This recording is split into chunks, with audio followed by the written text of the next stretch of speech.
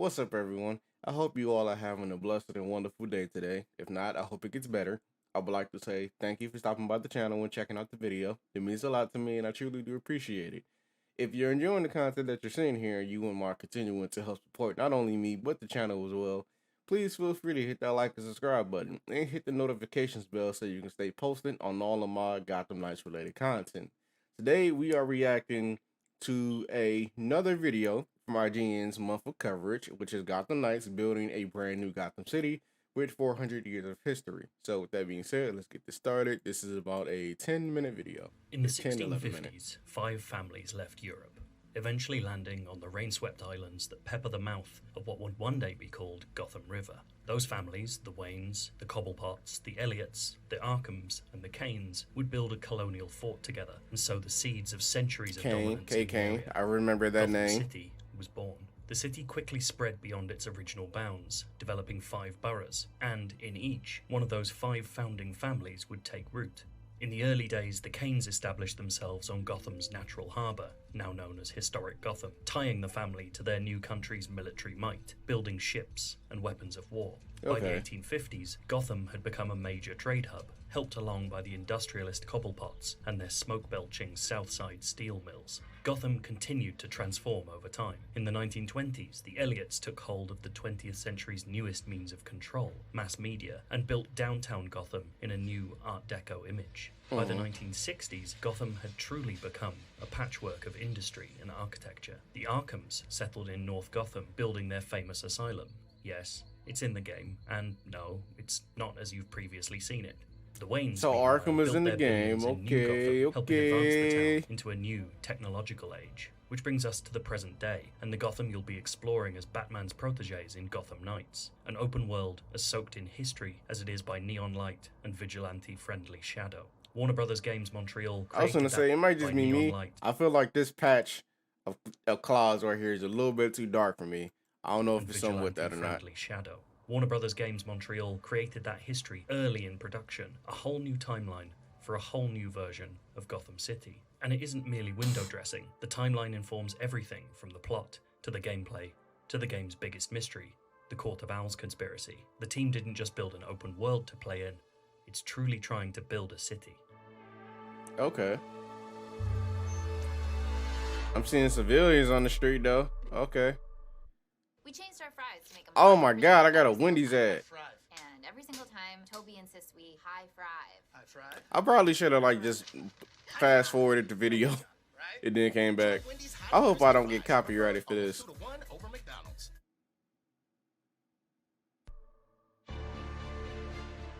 Key to this take on Gotham are those 5 boroughs and the worldview of the families that historically controlled them. So for us, the 5 boroughs, it started with the families. The families moved there, they built imposing structures within those districts.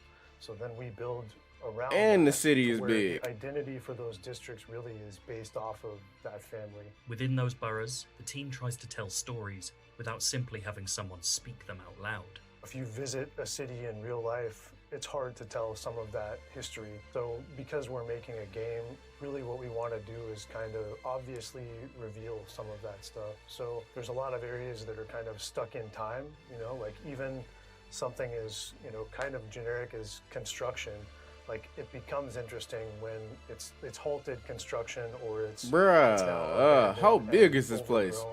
Or it's ruins, all those things are more interesting for the player than just a modern city. So we tried to have a lot of those areas where it's almost stuck in time so the player can really experience what it was back then a little bit too and see how the city evolved. The team has historical and gameplay basis for every new environment. Take the Cauldron, built into the Cobblepot's lower Gotham area. We always would like to tell a story with every borough, and there's one specific one that is not necessarily related to the family, but is an effect of some of the projects that those families undertook, which was a mining operation that happened in a riverbed. So they decided to wall off 2 sides of a portion in the water, and they dredged it for mining operations. It would attract workers for the mining operation. It's nice to see just like how much they really went in deep with the story. The Cauldron's history is I don't know if written into its yeah, like they really went in deep with the story, not even just like with not even just with the main characters and the supporting cast, like maybe Renee Montoya from the GCPD and other characters. They're really, how can I put this? It seems like it'd be more history to a Gotham City than we've seen in previous games. Cause as they're explaining this, I think of like how Amadeus Arkham had those what's the word I'm looking for? Those totems around Arkham Asylum that you would find and scan, and it would tell you the history of how Arkham came to be and his experiences inside of Arkham or whatnot. Tumble-down I feel like buildings, this is that, cramped, but like on a unplanned much streets, higher all scale. set So in the like shadow of I'm the enjoying that prosperous for sure. districts around it. But all of this is a distinct gameplay choice too. This spot is kind of like a transition area between the financial district and the south side. So we have like two very different themes while being in a third theme that is very organic, has a complete different way for the player to navigate over. It's a lot more parkouring. So the player always has the choice to pick the best tool and the best navigation verb to be as efficient as possible. And with different neighborhoods that will give you different experiences. In a relentless world. Oh my God. Connected, but alone. Can I skip this? Illusion. But there is another path where the battle to belong begins. This interplay of history and gameplay can be seen across the city. The once beautiful Robinson Park is a symbol of the city's decay, but it's also an open space where your usual stealth tactics may no longer work in the same way. The enormous Elliott Center is a literally gilded reminder of the family patriarch, complete with a museum exhibit about the family inside. And it's also a complex, multi-layered bit of vertical level design built to house the Mr. Freeze boss battle later in the game. And it's not just that timeline that acts as history here either. While this is a new take on Gotham, it includes many references to the comic books it's drawing from. Of course, there are buildings you'll know, right down to deep-cut references like Noonan's Sleazy Bar from Garth Ennis's Hitman series, but the very fabric of Gotham itself acts as an Easter egg in places. Perhaps most interesting is that this Gotham has a public history and a secret history. We already know the game will center on the Court of Owls, a shadowy, manipulative group born of the founding families. Gotham itself will reflect that conspiratorial past too.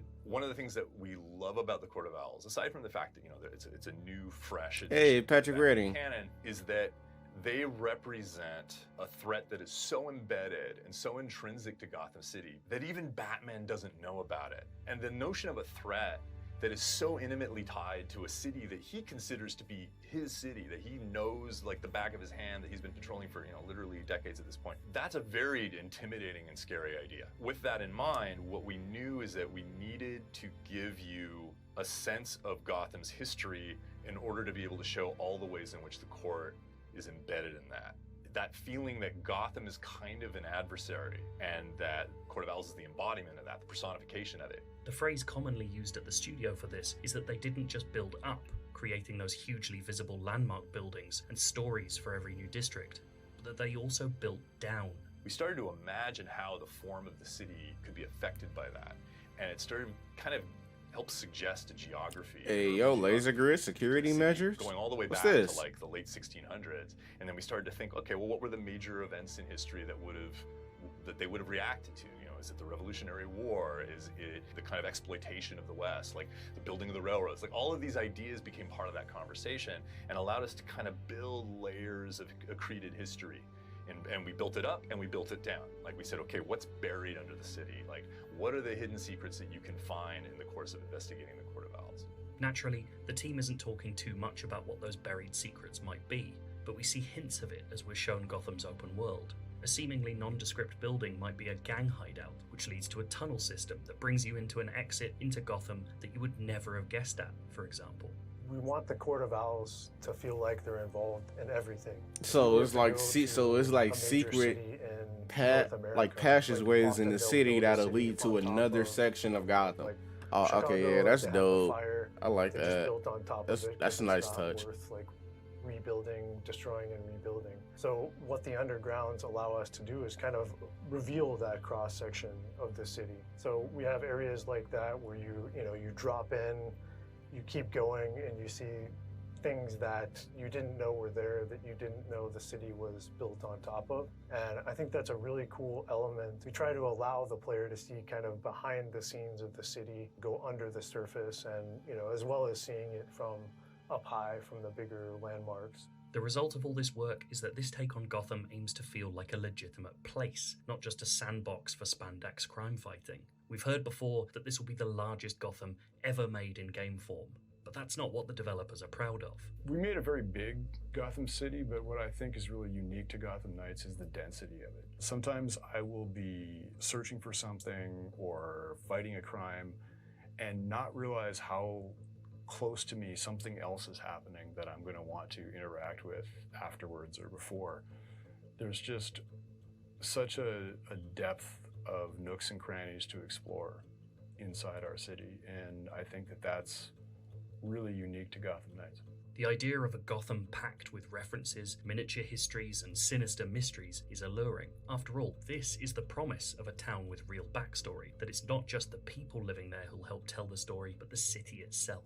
Gotham has been many things to many people. It's appeared in comics, movies, and gaming worlds. It's been reinvented. Hey, repeatedly, oh, I hope I don't get traveling tagged for through that time with us footage. from Block I know, 1 like, I know issues Warner of Brothers Detective be Comics acting to the crazy. grey monoliths of Christopher Nolan's trilogy. But all of those versions of Gotham have been snapshots of a city in its current form. Perhaps the most interesting thing about Gotham Knights version is that we won't just see the city as it is. I noticed a little bit of Hopefully clipping learn on the cape. I ain't gonna say nothing about it though. I mean, I did, but yeah.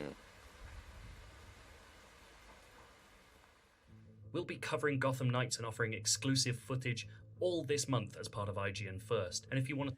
So, one thing I noticed right off the bat, outside of a character trailer, this is the most gameplay that we've seen of Robin, and this is the most gameplay we've seen of him ever since the initial reveal with him and Batgirl taking on Mr. Freeze at Elliott Memorial Hospital. I like that they're going in depth with the game. For people who aren't as eager to finish the story, who like to, explore, get all of those trophies, get that platinum trophy, just learn more about the game in and out of itself, like the lore and whatnot. I know people tend to do that with games like Assassin's Creed. I feel like this is definitely going to be enjoyable as you learn more about the game's version of Gotham's history and all of its inhabitants and whatnot. I feel like that's a nice detail for the people who care. But with that being said, that's going to bring us to the end of this video. I enjoyed it. I hope you guys did too. Let me know down in the comments below how you feel about it.